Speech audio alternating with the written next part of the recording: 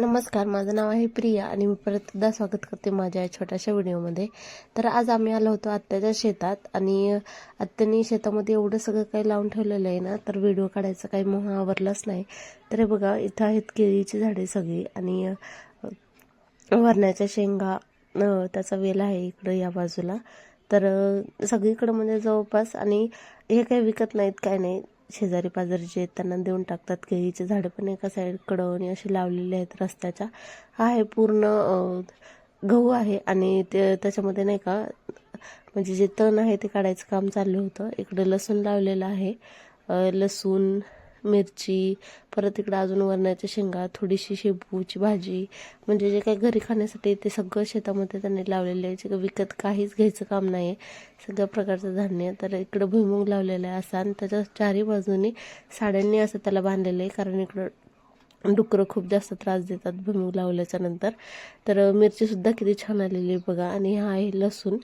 तर 2 वाफे लसूण, जवळपास असेल 2 ते 4 वाफे असेल, आणि पलीकडच्या बाजूने कांदे लावलेले आहेत. तर सगळं म्हणजे खूप छान पद्धतीने आलेले आहेत. इकडे या बाजूला धने आहेत.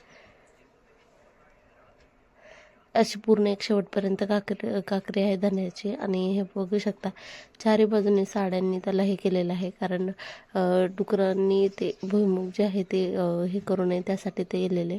तर मोहरीचे झाडं आणि वाटाण्याला सध्या फुलं आलेली, तर अजून वाटाणे नाही आले.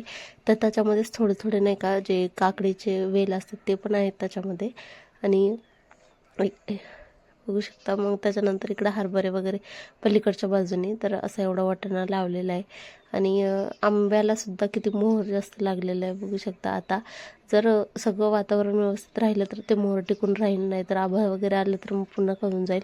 इकडच्या बाजूला काही झाडं आहेत केळीची आणि त्याला छान अशा केळं लागलेले आहेत. तर हे आहे बिबव्याचं झाड, आणि हे बघा अशी असतात बिबव्याची फुलं.